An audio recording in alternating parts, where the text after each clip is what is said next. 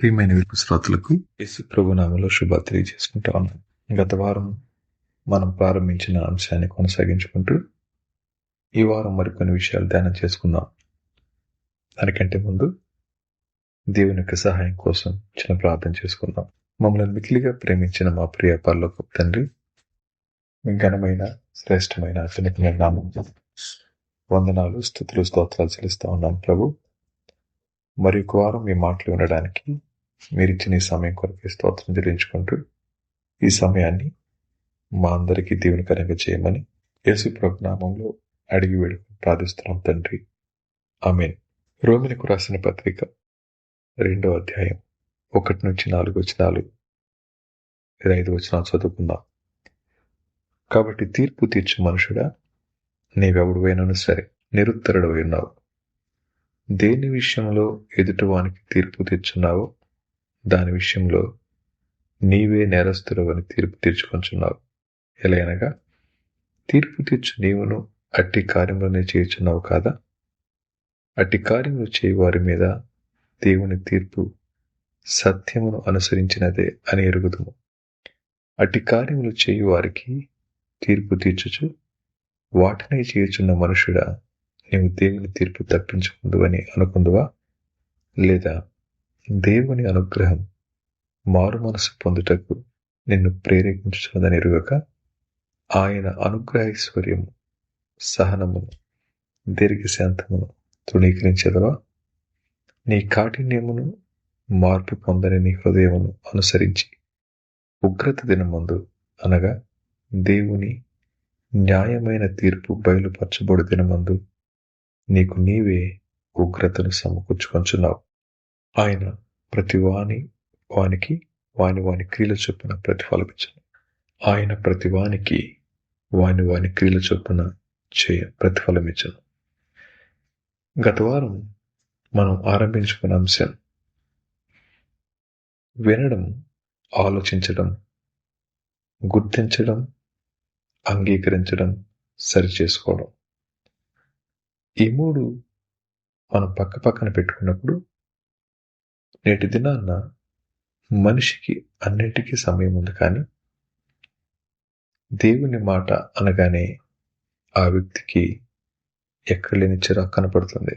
వినడానికి సహనం కావాలి, సమయం కావాలి, సరి చేసుకోవడానికి అంగీకరించే మనసు కావాలి. ఈ రెండూ లేకుండా మన జీవితాన్ని కొనసాగిస్తే మనం చేసే పని సమర్థించుకోవడమే అన్న విషయాలను గత వారం మనం కొన్ని ధ్యానం చేసుకుంటూ వచ్చాం. ఈ వారం మనం చూడబోతున్న విషయం ఏంటో చూడండి. ఉదయం లేచింది మొదలుకొని వింటున్న మీరు కానీ, మాట్లాడుతున్న మేము కానీ ఎంతో మంది వ్యక్తులకు జడ్జ్ చేస్తూ ఉంటాం. వీరెలా, వారిలా చేసి ఉండాల్సింది, వారు అలా చేయకుండా ఉండాల్సింది అని చెప్పి నిందించడం అనేది పరిపాటి. అది చిన్నపిల్లలు మొదలుకొని పెద్దవారి వరకు. మానవుని యొక్క స్వాభావికమైన నైజం ఏంటండి అంటే, తను ఏం చేసినా మంచి ఉంటుంది, ఎదుటి వ్యక్తి ఏం చేసినా చెడుగా ఉంటుంది, ఒకవేళ ఆ వ్యక్తి తనకిష్టం లేకపోతే. ఇప్పుడు ఇలా ఆలోచిద్దాం. అందరిలో చెడు చూసే మనలో మంచి మాత్రం ఎందుకు కనబడుతుందంటారు?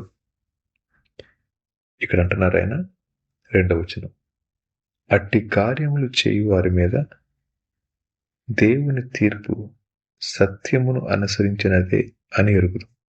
దేవుడు తప్పక జడ్జ్ చేస్తారు, అది మన పని కాదు.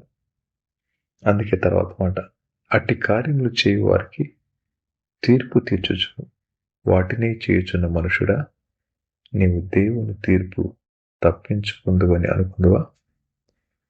ఎవరు జడ్జ్ చేయడానికి ఆతృత పడతా ఉన్నారో వారు తిరుగుబాటు చేస్తూ ఉంది దేవుని మీద.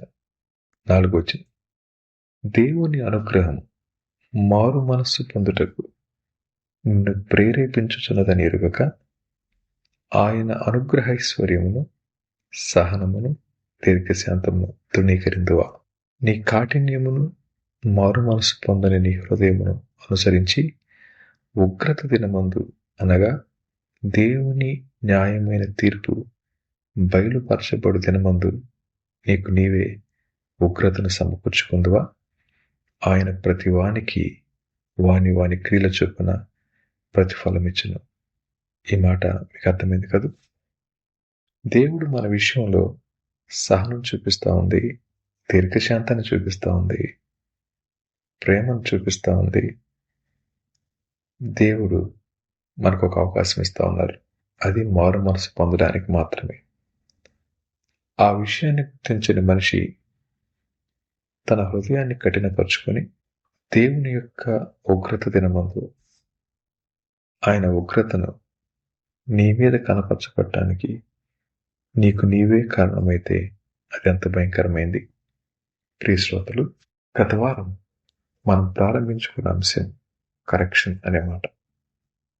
ఏ విషయంలో కరెక్ట్ చేసుకుందాం అన్నప్పుడు ఈ వారం మనం నేర్చుకుంటున్న మొదటి పాఠం ఏంటంటే, మన నోటి ద్వారా ఇతరులకు జడ్జ్ చేయడం అనేది అత్యంత ప్రమాదకరమైనది.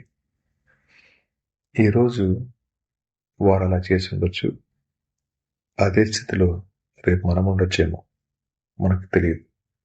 కాబట్టి ఒక వ్యక్తి యొక్క చెడు మనకు తెలిస్తే ఆ వ్యక్తి గురించి మోకరించి ప్రభువుకు చెప్పడం.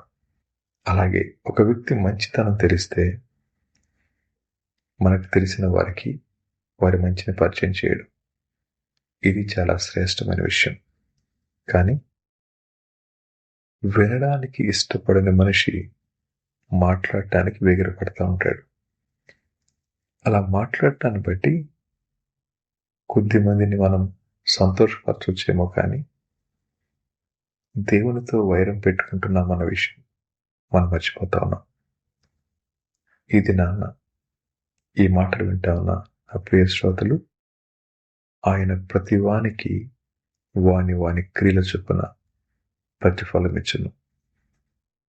దేవుడే కనుక ఒకవేళ మన పనులను బట్టి మనకు గనక ప్రతిఫలం కూడా మొదలు పెడితే ఏమైపోతాం మనం? అందుకని వినడం అనేది శ్రేష్టమైనది.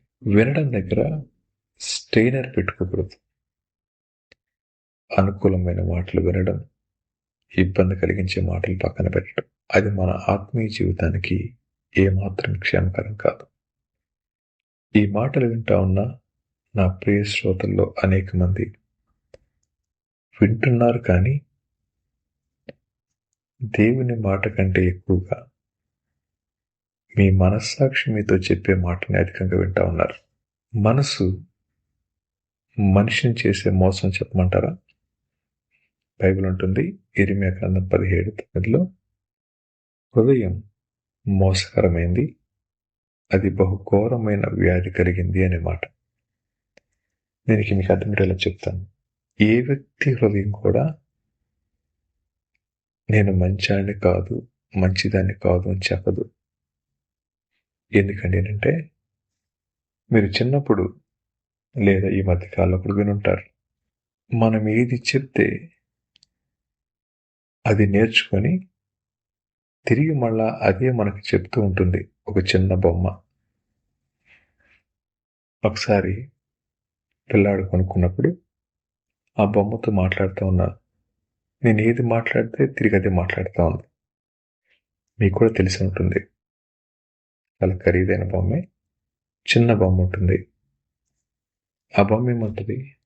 అరే అంటే అది అరే అంటుంది, కాకపోతే స్వరం మార్చి.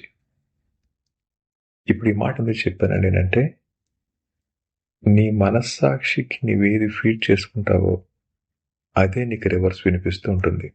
ప్రపంచంలో ఏ వ్యక్తి అయినా సరే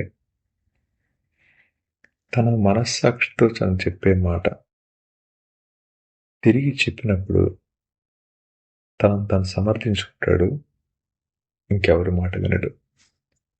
ప్రియ శ్రోతలు, ఈ మాటలు వింటున్న మీరు దేవుని మాటలు వినడం లేదు కదా? నా జీవితం నా ఇష్టమని, నాకు నచ్చింది నేను చేస్తానని, ఎవరేమనుకున్నా పర్లేదని నష్టపోతే నేను నష్టపోతానని, ఒకరితో చెప్పించుకోవాల్సిన అవసరం నాకు లేదని, నాకన్నీ తెలుసని, ఒకరికి తల ఉంచుకోవాల్సిన పని నాకు అవసరం లేదని, నా జీవితం నేను బతకగలనని, ఇలా అనేక మంది నేటి దినాల్లో తరచుగా వాడే పదాలు ఇవన్నీ కూడా వారి దోషాన్ని వారు మూటకట్టుకుంటున్నట్లే. దేవుని గురించి మాట్లాడుతూ ఉన్నప్పుడు దేవుని యొక్క మాటను తీసుకోక ఆ మాట మీద తిరగబడే మనిషి తరచుగా వాడే పదాలే ఇప్పుడు మనం మాట్లాడుకున్నవి. ఇప్పుడు చెప్పండి, మనందరి జీవితాల్లో సరిచేయబడటానికి ఇష్టపడితే మొట్టమొదట నేర్చుకోవాల్సిన పదం వినడం. వింటూ ఉన్నప్పుడు ఎదుటి వ్యక్తి యొక్క అంతరంగం మనకు అర్థమవుతుంది. అదే సమయంలో మన జీవితంలో ఉన్న లోపాలు మనకు అర్థమవుతాయి. అలా సరి చేసుకొని ఆ తప్పు మనం చేయకుండానికి సహాయపడుతుంది. కొన్నిసార్లు మన జీవితాల్లో వినడానికి ఇష్టపడని కారణం చేత, వినడానికి సమయం ఇవ్వని కారణం చేత, సహనం లేని కారణం చేత, సరి చేసుకోవాలనే మనసు లేని కారణం చేత అనేక విషయాలను సమర్థించుకుని అవి తప్పని తెలిసినా సరే ఆ పాపంలో కొనసాగుతూ జీవితాన్ని పాడు చేసుకుంటున్నవారు, చేసుకోబోతున్నవారు చాలా మంది ఉన్నారు. ప్రియ శ్రోతలు, నేటి సమాజం మరిచిపోయిన ఆణిముత్యం వినడం. అదే కనుక మనం నేర్చుకోగలిగితే మనం ఎన్నో సమస్యల నుంచి బయటపడిన వాళ్ళం అవుతాం. ఈ రోజున మనం చదువుకున్న వాక్యం మనకు చెప్పిన విషయం అదే. వీటన్నిటిని బట్టి దేవుడు నీకు ప్రతిఫలం ఇస్తే ఏమైపోతావు? అందుకని ఈరోజు మొదటి పాఠంగా విందాం. ఎదుటి వ్యక్తిలో లోపాన్ని తెలుసుకుంటే ప్రభువుకి చెప్దాం, మంచి తెలిస్తే అందరికీ చెప్తాం. రెండో మాట, దేవుడు మన విషయంలో మౌనంగా ఉంది, సహనాన్ని కలిగి ఉంది, దీర్ఘశాంతాన్ని చూపిస్తూ ఉంది. కేవలం మారు మనసు పొందడానికి మాత్రమే అనే విషయాన్ని జ్ఞాపకం చేసుకోకుండా మీరు అనుకుంటున్నారు నేను మంచిదాన్ని, మంచివాడిని అని. ఆ రెండు విషయాలు గుర్తుపెట్టుకొని మన మంచి మీరు మీ మనస్సాక్షి చెప్పుకున్న నేర్పించుకున్న భాష. బైబిల్ చెప్తుంది, నీతిమంతుడు లేడు, ఒక్కడు లేడు, అందరూ పాపము చేసి దేవుడు అనుగ్రహించిన మహిమను పొందలేకపోతున్నారని. ఈ మాటలు వింటా ఉన్న నా ప్రియ శ్రోతలు, ఇప్పటికీ మీరు మారు మనసు లేని వారైతే దేవుని సహనంతో చెలగాటమాడకండి. దేవుని సహనంతో చెలగాటమాడకండి. దేవుని సహనం మన విషయంలో దీర్ఘశాంతము కేవలం మారు మనసు కోసమే కానీ మన మంచితనాన్ని బట్టి కాదు. బైబిల్ అంటుంది, మన మంచి పనులు దేవుని దృష్టిలో మురికి గుడ్డలని. కాబట్టి కరెక్షన్లో భాగంగా మనం ఈరోజు విన్న విషయాల్ని ఒకసారి మనం ధ్యానం చేసుకుంటూ, అసలు వినే మనసు నాకుందా? ఎందుకు వినలేకపోతున్నాను? వింటున్నప్పుడు ఎందుకని ఎదుటి వ్యక్తి లోపల కనబడతా ఉన్నాయి, నేను ఎందుకు మంచిగా కనబడుతున్నాను అన్నప్పుడు జాగ్రత్త. మీ మనస్సాక్షికి మీరు ఏది ఇస్తే అది మీకు తిరిగిస్తుంది. నేను మంచాన్ని అని చెప్తే మంచిరు అని చెప్తుంది. నేను తప్పు చేయను అని చెప్తే నువ్వు తప్పు చేయమని చెప్తుంది.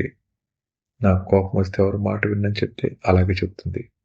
ఈ మాటలు ఒకవేళ మీ మనస్సాక్షి మీతో మాట్లాడుతూ ఉంటే అది మనకేమాత్రం క్షేమకరం కాదు. దేవుని యొక్క మాట మనతో మాట్లాడుతూ ఉంది, సరి చేసుకొని జీవితాన్ని ఆయనకు సమర్పించుకోవాలని, సమర్థించుకొని నష్టానికి అప్పగించుకోమని కాదు. విన్న మాటలను బట్టి మన జీవితాన్ని పరిశీలన చేసుకుని దేవుని పాదాలు పట్టుకుని క్షమించమని అడుగు. ప్రాణం పెట్టిన ప్రభు మన పాపాలను క్షమించి మన జీవితాలకి నెమ్మది సమాధానం ఇస్తారు. అటువంటి కృప ఎవరు దయచేనుగాక. తిరిగి మరొక వారం మనం కలుసుకున్న పర్యంతం దేవుడు మనందరికీ తోడుగా ఉండగాక. ఆమేన్.